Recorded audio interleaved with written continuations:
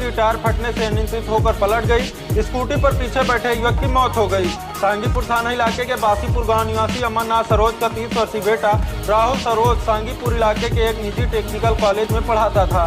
शनिवार सुबह लगभग 9 बजे राहुल लक्ष्मणपुर अपने एक मित्र से मिलने पैदल ही घर से निकला था। बताया गया कि सगरा सुंदरपुर मोड़ के पास किसी स्कूटी सवार से उसने लिफ्ट ली। राहुल स्कूटी पर पीछे बैठकर जा रहा था कि जठवारा थाने के पतुलकी मोड़ के पास टायर फटने से गाड़ी पलट गई। घटना के बाद स्कूटी सवार घायल राहुल को मौके पर छोड़कर फरार हो गया। मौके पर जुटे लोग गंभीर रूप से घायल राहुल को लेकर सीएससी गए, जहां पर डॉक्टरों ने उसे मृत घोषित कर दिया।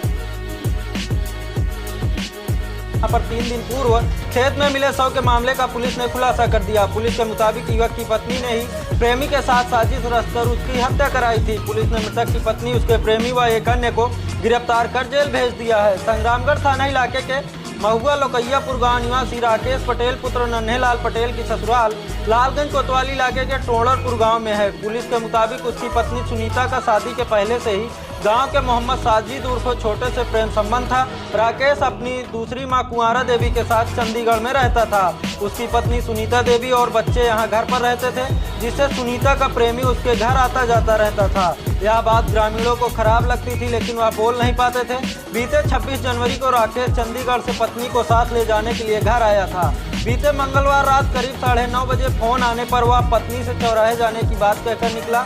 सुबह उसका शव घर से दूर खेत में मिला। घटना के बाद से ही परिजन और गांव के लोग अवैध संबंध को लेकर हत्या कराने का आरोप सुनीता पर लगा रहे थे। पुलिस ने सुनीता को हिरासत में लेकर पूछताछ की तो मामला खुल गया। यशो अनिल कुमार पांडे, दरोगा मनोज कुमार यादव में टीम के छापेमारी कर मुख्य आरोपित मोहम्मद साजिद उर्फ छोटे निवासी टोड़रपुर, उसके साथी सदाशिव सरोज निवासी पूरे चोप सिंह का पूर्वा रामपुर बावली तथा मृतक की पत्नी सुनीता पटेल को उसके घर से गिरफ्तार किया। आरोपियों के पास से 5 मोबाइल, जिसमें एक मृतक का भी था, एक बाइक और हत्या में प्रयुक्त सफेदा की बल्ली बरामद की। पुलिस ने सभी के खिलाफ मुकदमा दर्ज कर जेल भेज दिया। अगली खबर पट्टी कोतवाली इलाके से है, जहां पर 5 मार्च की सुबह गेहूं के खेत में युवक का शव पाए जाने के मामले में पुलिस ने खुलासा कर दिया। मामूली कहासुनी में हुई मारपीट में पेट में लगी चोट से युवक की मौत हुई थी। पुलिस ने आरोपित को जेल भेज दिया है। पट्टी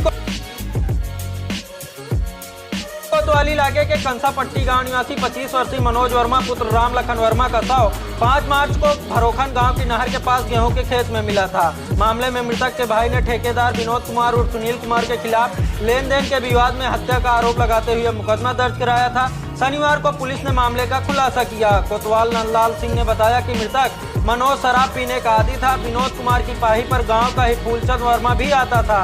घटना की शाम मनोज भी पाही पर गया था। यहाँ फूलचंद और मनोज के बीच विवाद हुआ, जिसमें फूलचंद ने मनोज के पेट में मार दिया था। पेट में गंभीर चोट के बावजूद मृतक बाइक से घर के लिए निकला। वह भरोखन गांव स्थित नहर पुल के निकट गेहूं के खेत में बाइक सहित गिर गया था।